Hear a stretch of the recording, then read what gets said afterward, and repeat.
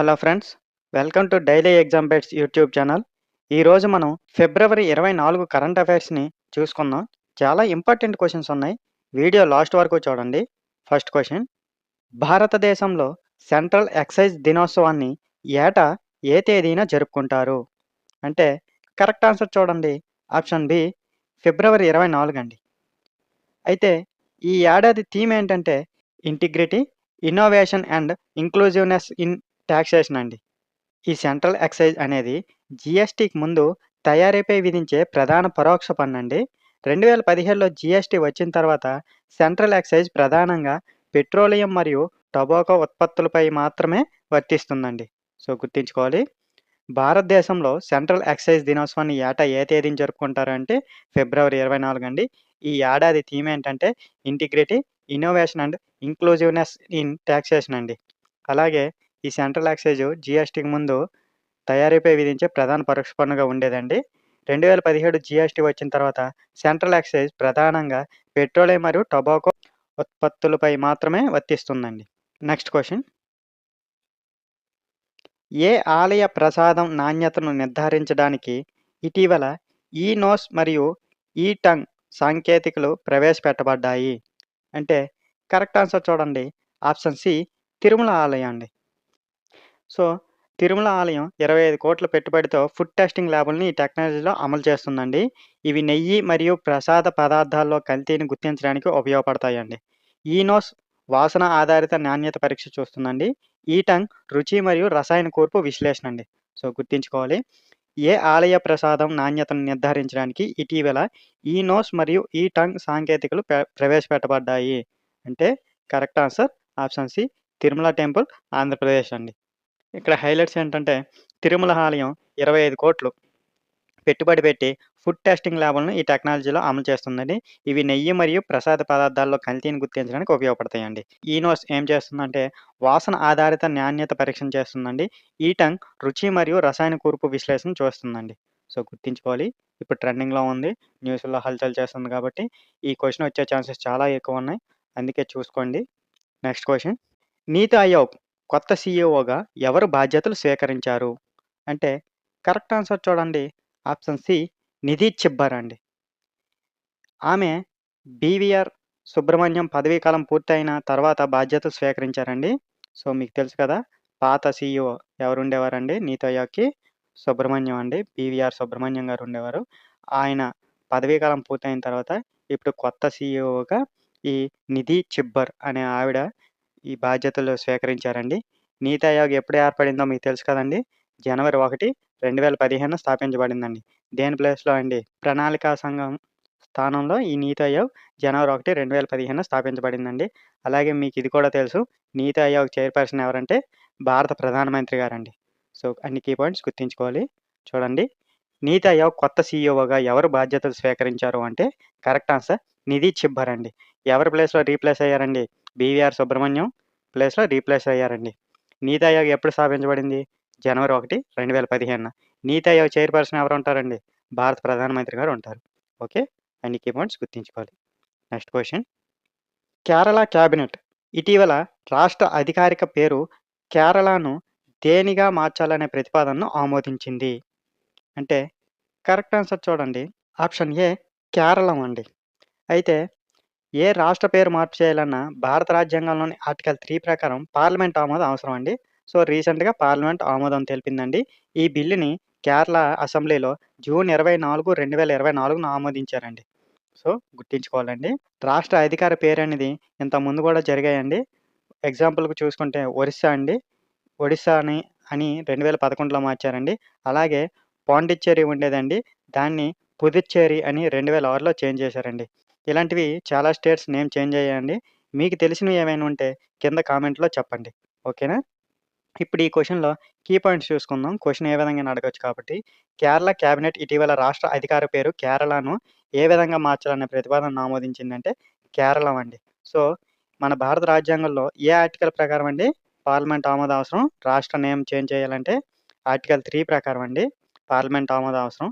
So Kerala assembly ఈ తీర్మానాన్ని ఎప్పుడు ఆమోదించిందండి? జూన్ 24, 2024న ఆమోదించిందండి. నెక్స్ట్ క్వెషన్: సౌండాలా గ్రామం భారతదేశంలోని మొట్టమొదటి కులరహిత గ్రామంగా ఇటీవల ప్రకటించబడింది. ఇది ఏ రాష్ట్రంలో ఉంది? అంటే కరెక్ట్ ఆన్సర్ చూడండి. ఆప్షన్ డి మహారాష్ట్ర అండి. ఈ సౌండాల గ్రామం అహిల్యానగర్ అండి. అదే అహ్మద్‌నగర్ జిల్లాలో ఉండేదండి. ఈ నిర్ణయం గ్రామ పంచాయతీ తీర్మానం ద్వారా తీసుకున్నారండి. సో, సంబంధిత రాజ్యాంగ ఆర్టికల్స్ చూసుకుంటే ఆర్టికల్ 14 ఉందండి దీనికి. అంటే ఆర్టికల్ 14 మీకు తెలుసు కదండీ! సమానత్వం. అలాగే ఆర్టికల్ 17 గూడా దీనికి రిలేటెడ్‌గా ఉన్న ఆర్టికల్ అండి. ఇది అస్పృశ్యత నిర్మూలన అండి. సో, గుర్తుంచుకోవాలి. భారతదేశంలోని మొట్టమొదటి కులరహిత గ్రామంగా ప్రకటించబడిన సౌండాల గ్రామం ఏ రాష్ట్రంలో ఉంది? అంటే కరెక్ట్ ఆన్సర్ మహారాష్ట్రలో ఉందండి. ఓకే. గుర్తుంచుకోవాలండి. Very important. క్వెషన్ వచ్చే ఛాన్సెస్ చాలా ఎక్కువున్నాయి దీనికి. సో, గుర్తుంచుకోవాలి. Next question. ఢిల్లీ ఓపెన్ 2026లో సింగిల్స్ టైటిల్ గెలిచి చరిత్ర సృష్టించింది ఎవరు? అంటే correct answer option B Stefanos Sakellaridis. ఫైనల్‌లో ఆయన బ్రిటన్‌కు చెందిన ఒలివర్ క్రాఫోర్డ్‌ను ఓడించాడండి. సో, గుర్తుంచుకోవాలి. డబుల్స్ టైటిల్ అయితే సిద్ధాంత్ భాంతి అండి మన భారతదేశం. అలాగే అలెగ్జాండర్ డోన్స్కీ బల్గేరియా అండి. వీళ్ళిద్దరూ డబుల్స్ టైటిల్‌ని గెలుచుకున్నారండి. ఢిల్లీ ఓపెన్ 2026లో సింగిల్స్ టైటిల్‌ని గెలిచి చరిత్ర సృష్టించింది ఎవరు అంటే ఆప్షన్ బి స్టెఫనోస్ సాకెల్లారెడిస్. ఈయన ఎవరిపై గెలిచారండి? బ్రిటన్‌కి చెందిన ఒలివర్ క్రాఫ్ట్‌ను ఓడించాడండి. అలాగే డబుల్స్ టైటిల్‌ని ఎవరు గెలిచారు అంటే సిద్ధార్థ్ భాంతియా భారతదేశం అండి. అలెగ్జాండర్ డోంగ్సీ బల్గేరియా. వీళ్ళు డబుల్స్ టైటిల్‌ని సాధించారండి. గుర్తుపెట్టుకోవాలి. Next question. ఢిల్లీ విమానాశ్రయం ఇటీవల ఏ ప్రాంతంలోని విమానాశ్రయాల్లో ప్రయాణికుల ట్రాఫిక్ ర్యాంకింగ్స్‌లో 5వ స్థానానికి చేరుకుంది? అంటే కరెక్ట్ ఆన్సర్ చూడండి. ఆప్షన్ బి ఏషియా పసిఫిక్ ప్రాంతం అండి. ఏపీఏసీ అంటే ఏషియా ఓషియానియా ప్రాంతం అండి. ఢిల్లీ ఇందిరాగాంధీ అంతర్జాతీయ విమానాశ్రయం అండి. అక్కడ 2025లో 46.18 మిలియన్ సీట్లు నమోదు చేసిందండి. 2019లో కోవిడ్‌కి ముందు ర్యాంక్ ఎంత ఉండేదంటే 9వ స్థానం ఉండేదండి. ఇప్పుడు 5వ స్థానానికి చేరుకుందండి. సో, గుర్తుంచుకోవాలి. ఢిల్లీ విమానాశ్రయం ఇటీవల ఏ ప్రాంతంలోని విమానాశ్రయాల్లో ప్రయాణికుల ట్రాఫిక్ ర్యాంకింగ్స్‌లో 5వ స్థానానికి చేరుకుంది అంటే correct answer option B Asia Pacific ప్రాంతం అండి. సో, గుర్తుంచుకోవాలి. అదే కోవిడ్‌కి ముందు ఎంత ఉండేదండి? 9వ స్థానం ఉండేదండి. ఓకే. Next question. అటవీ సంరక్షణ మరియు పులుల సంరక్షణ కోసం ఇటీవల వార్తల్లో కనిపించిన వనజీవి దీది కార్యక్రమం ఏ టైగర్ రిజర్వ్‌తో సంబంధం కలిగి ఉంది? అంటే కరెక్ట్ ఆన్సర్ చూడండి. Option C Palamu tiger reserve అండి. దీని గురించి క్లుప్తంగా తెలుసుకుంటే, పలామా టైగర్ రిజర్వ్ జార్ఖండ్ రాష్ట్రంలో ఉందండి. ఇది చోటా నాగపూర్ పీఠభూమి ప్రాంతంలో ఉంది. అటవీ సంరక్షణ మరియు పులుల సంరక్షణ కోసం ఇటీవల వార్తల్లో కనిపించిన వనజీవి దీది కార్యక్రమం ఏ టైగర్ రిజర్వ్‌తో సంబంధం కలిగి ఉంది? అంటే correct answer Palamu tiger reserve అండి. ఈ పలామూ టైగర్ రిజర్వ్ ఎక్కడుందండి? జార్ఖండ్ రాష్ట్రంలో ఉంది. ఇది చోటా నాగర్ పీఠభూమి ప్రాంతంలో ఉందండి. అలాగే ఈ వనజీవి దీది కార్యక్రమం లక్ష్యాలేంటంటే వేట నిరోధం, అక్రమ అడవి నరుకులను తగ్గించడం, మానవ వన్యప్రాణి ఘర్షణ తగ్గించడం. ఓకేనండి. గుర్తుంచుకోవాలి. Next question. ఫైనాన్షియల్ ఇయర్ 2025లో స్థూల రాష్ట్ర దేశీయోత్పత్తి ప్రకారం భారతదేశంలోని ఏ రాష్ట్రం అత్యంత ధనిక రాష్ట్రంగా నిలిచింది? అంటే కరెక్ట్ ఆన్సర్ చూడండి. ఆప్షన్ సి మహారాష్ట్ర అండి. జీఎస్‌డిపి అంటే తెలుసు కదండీ! రాష్ట్ర ఆర్థిక ఉత్పత్తిని కొలిచే సూచికండి. యూనియన్ టెరిటరీలో అత్యధికంగా జీఎస్‌డిపి దేనికుందంటే ఢిల్లీకుందండి. అధిక జీఎస్‌డిపి రాష్ట్రాలనేవి భారత జాతీయ జీడీపీకి ముఖ్యంగా సహకరిస్తుంటాయండి. సో, గుర్తుంచుకోవాలి. 2025 ఆర్థిక సంవత్సరంలో స్థూల రాష్ట్ర దేశీయోత్పత్తి ప్రకారం భారతదేశంలో అత్యంత ధనిక రాష్ట్రం ఏదంటే మహారాష్ట్ర అండి. అదే యూనియన్ టెరిటరీస్‌కొచ్చేసరికి ఢిల్లీ ఉందండి.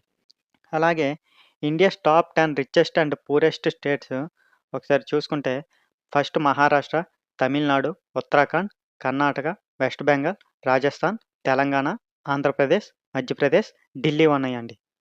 అలాగే బాటమ్ 10 చూసుకుంటే అరుణాచల్ ప్రదేశ్, త్రిపుర, హిమాచల్ ప్రదేశ్, జమ్మూ అండ్ కాశ్మీర్, ఉత్తరాఖండ్, జార్ఖండ్, ఛత్తీస్‌గఢ్, అస్సాం, పంజాబ్, ఒడిస్సా అండి. సో, గుర్తుంచుకోవాలి. అలాగే ఇండియాస్ ప్రొజెక్టెడ్ జీడీపీ గ్రోత్ ఎంతుందంటే 7.4% ఉందండి. అలాగే గ్లోబల్ ర్యాంక్ 2026 మనది ఫోర్త్ లార్జెస్ట్ ఎకానమీ అండి. సో, గుర్తుంచుకోవాలి. సో, మన ఆంధ్రప్రదేశ్ పాయింట్ ఆఫ్ వ్యూలో చూసుకుంటే మనం 8వ ప్లేస్‌లో ఉన్నామండి. టాప్ 10 రిచెస్ట్‌లో మనం ఎనిమిదో ప్లేస్‌లో ఉన్నామండి. 15.93 లక్షల కోట్లండి. ఓకే. అదే ఫస్ట్ ప్లేస్‌లో ఉన్న మహారాష్ట్ర ఎంత ఉందండి? 45.32 లక్షల కోట్లుందండి. సో, చూసుకోండి. ఆ డిఫరెన్స్ కూడా చూసుకోండి చాలా ఉంది. Okay. First Maharashtra, second Tamil Nadu ఉందండి. ఓకే. తమిళనాడు 31.19 లక్షల కోట్లండి. సో, మన ఆంధ్రప్రదేశ్ ఎక్కడుందండి? ఎనిమిదో ప్లేస్‌లో ఉందండి. 15.93 లక్షల కోట్లు. అయితే మనం ఇంకో తెలుగు స్టేట్ తెలంగాణను చూసుకుంటే మన మీదే ఉందండి. సెవెంత్ ప్లేస్‌లో ఉంది తెలంగాణ. 16.41 లక్షల కోట్లతో ఉందండి. సో, అన్నీ గుర్తుంచుకోవాలి. Okay. Next question. Rajasthan home stay scheme 2026 ప్రాథమికంగా కింది వాటిలో దేనిని ప్రమోట్ చేయడానికి ఉద్దేశించబడింది? అంటే కరెక్ట్ ఆన్సర్ చూడండి. ఆప్షన్ బి గ్రామీణ పర్యాటన మరియు స్థానిక ఉపాధికండి. ఈ పథకం ద్వారా స్థానికులకు తమ ఇళ్లను రిజిస్టర్ చేసిన టూరిస్ట్ హోమ్ స్టేలుగా మార్చుకోవచ్చండి. సో, గుర్తుంచుకోవాలి. లక్ష్యాలేంటంటే గ్రామీణ కుటుంబాలకు అదనపు ఆదాయం వస్తుందండి దీనివల్ల. అలాగే స్థానిక ఉపాధి సృష్టి జరుగుతుందండి. అలాగే రాజస్థాన్ సంస్కృతి, సాంప్రదాయాలు, వంటకాలు, వారసత్వ ప్రదర్శన ఇవన్నీ హైలైట్ అవుతాయి. సో, గుర్తుంచుకోవాలి. హోమ్ స్టే స్కీమ్ అని కూడా అడగొచ్చండి. ఏ స్టేట్ అనంటే మనం రాజస్థాన్ అని చెప్పాలి. సో, గుర్తుంచుకోవాలి. రాజస్థాన్ హోమ్ స్టే స్కీమ్ 2026 ప్రధానంగా దేనిని ప్రోత్సహించడానికి రూపొందించబడింది? అంటే కరెక్ట్ ఆన్సర్ ఆప్షన్ బి గ్రామీణ పర్యాటన మరియు స్థానిక ఉపాధి అండి. ఈ పథకం ద్వారా స్థానికులు తమ ఇళ్లను రిజిస్టర్ చేసి టూరిస్టులకు హోమ్ స్టేలుగా మార్చుకోవచ్చండి. దీనివల్ల ఏమి లబ్ధి చేకూరుతుందంటే గ్రామీణ కుటుంబాలకు అదనపు ఆదాయం వస్తుందండి. స్థానిక ఉపాధి సృష్టి జరుగుతుంది. రాజస్థాన్ సంస్కృతి, సాంప్రదాయాలు, వంటకాలు, వారసత్వ ప్రదర్శన ఇవన్నీ హైలైట్ గూడా అవుతాయండి. సో, గుర్తుంచుకోవాలి. ఓకే. Next question. ముంగేర్‌లో చివరి సాయుధ మావోయిస్ట్ లొంగిపోయిన తర్వాత ఏ రాష్ట్రాన్ని అధికారికంగా నక్సల్ రహితంగా ప్రకటించారు? అంటే కరెక్ట్ ఆన్సర్ చూడండి. ఆప్షన్ ఏ బీహార్ అండి. చివరి సాయుధ మావోయిస్ట్ సురేష్ కోడా ముంగేర్‌లో లొంగిపోయాడండి. దీనితో బీహార్‌ను అధికారికంగా నక్సల్ రహిత రాష్ట్రంగా ప్రకటించారండి. ముంగేర్‌లో చివరి సాయుధ మావోయిస్ట్ లొంగిపోయిన తర్వాత ఏ రాష్ట్రాన్ని అధికారికంగా నక్సల్ రహితంగా ప్రకటించారు అంటే బీహార్ అండి. ఈయన చివరి సాయుధ మావోయిస్ట్ అండి సురేష్ కోడా ముంగేర్‌లో లొంగిపోయాడండి. దీంతో బీహార్‌ని అధికారికంగా నక్సల్ రహిత రాష్ట్రంగా ప్రకటించారండి. Okay. Next question. Quiz of the day అండి. మనం ఆల్రెడీ ఈ క్వెషన్ గురించి డిస్కస్ చేసాం. ఆన్సర్ తెలిస్తే కింద కామెంట్‌లో చెప్పండి. కేరళ క్యాబినెట్ ఇటీవల రాష్ట్ర అధికారిక పేరు కేరళను దేనికి మార్చాలని ప్రతిపాదనను ఆమోదించింది? మీ కరెక్ట్ ఆన్సర్‌ని కామెంట్‌లో చెప్పండి. ఈ వీడియో మీకు ఉపయోగపడితే లైక్ చేయండి. మీ ఫ్రెండ్స్‌కి గూడా షేర్ చేయండి. చాలా సీరియస్ యాస్పిరెంట్స్ మనల్ని ఫాలో అవుతున్నారు. మీ వల్లే డే బై డే ఈ ఛానెల్ కూడా గ్రోత్ అవుతుంది. Thank you for your support. ఇలాంటి డైలీ కరెంట్ అఫైర్స్ కోసం మా ఈ ఛానెల్‌ని సబ్స్క్రైబ్ చేయండి. Thank you for watching.